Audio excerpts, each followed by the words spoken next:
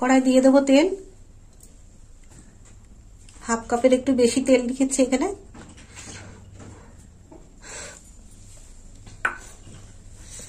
তেলটা একটু গরম হোক।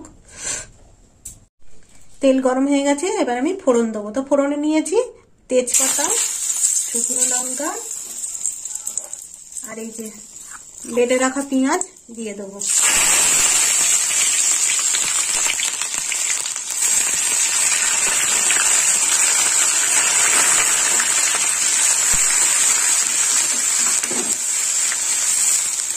পেঁয়াজটা একটু ভেজে নেবো।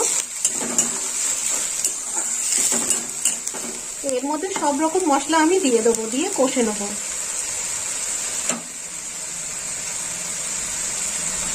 দিয়ে দেবো আদা বাটা 1 চামচ,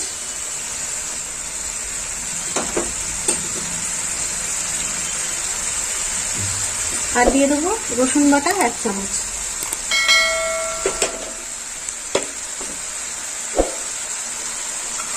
দিয়ে দেবো লঙ্কা বাটা, কাঁচা লঙ্কা বাটা 1 চামচ, আর একটু নেড়ে নেবো।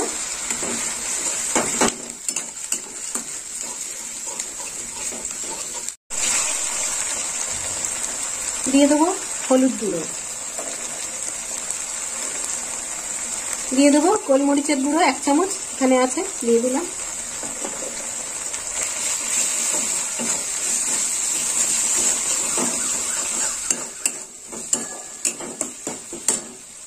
আর এখানে আছে 1 চামচ জিরের গুঁড়ো, 2 চামচ ধনের গুঁড়ো আর লঙ্কার গুঁড়ো 2 চামচ।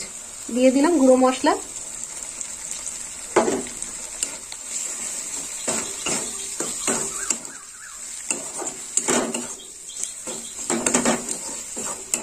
ভালো করে কষে নেব।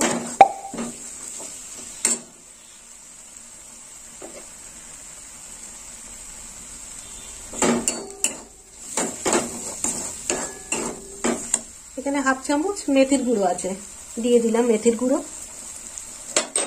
এটা গুঁড়ো মশলার মধ্যেই তরকারিটা হবে, বাটা গুঁড়ো 2 রকমই লাগবে।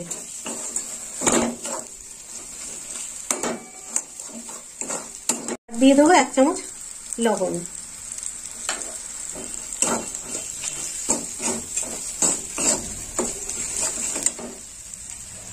এবার দিয়ে দেবো গরম মশলার গুঁড়ো 1 চামচ। মশলাটা হয়ে গেছে। আর এখানে আমি নিয়েছি শোল মাছ, 7 পিস শোল মাছ নিয়েছি। এবার আমি শোল মাছগুলো দিয়ে দেবো, একটা একটা করে তুলে দিই।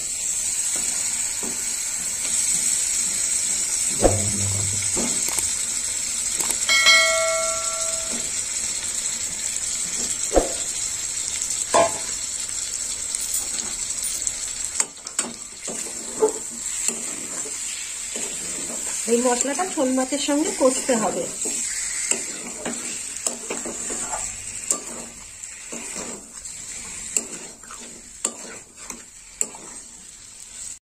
আঁচটা একটু জোরে দেবো। আর এরকম সমস্ত মশলা দিয়ে আপনারাও এরকম কাঁচা শোল মাছ এইভাবেই রান্না করবেন।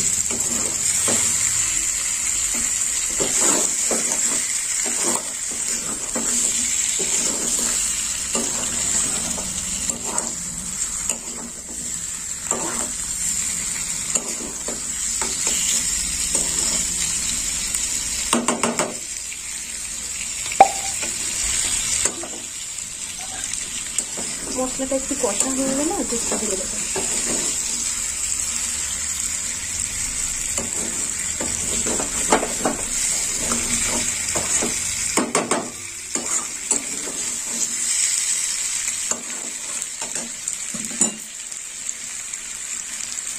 কষা হয়ে গেছে, এবার আমি এই যে নারকেলের দুধ নিয়েছি, এবার আমি দিয়ে দেবো।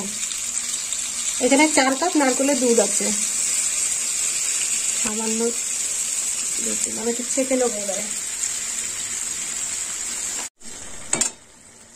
এবার আমি পুরো দুধটা দিয়ে দেবো, ছেঁকে নিয়েছি। এখানে 2টো নারকেল নিয়েছি আমি, আর গরম জলে নারকেলটা ভিজিয়ে রেখেছিলাম কুড়ে 10 মিনিট। তারপর নারকেল কোড়াটা আমি চিপে চিপে দুধটা বার করে নিয়েছি।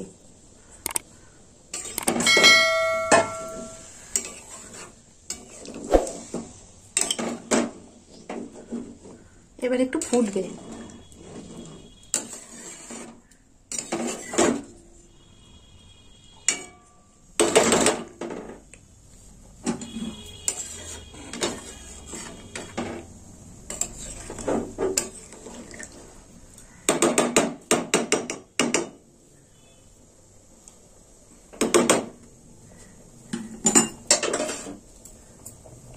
এবার আমি 1 চামচ মিষ্টি দিয়ে দেবো।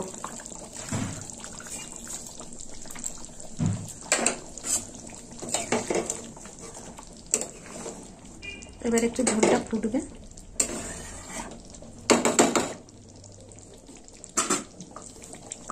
এবার আমি 4টে লঙ্কা দিয়ে দেবো, চেরা কাঁচা লঙ্কা দিয়ে দিলাম। এবার এখানে আছে কুচনো পেঁয়াজ, এবার আমি কুচনো পেঁয়াজটাও দিয়ে দেবো এর উপর ছড়িয়ে। ঝোল ঘন হয়ে গেছে।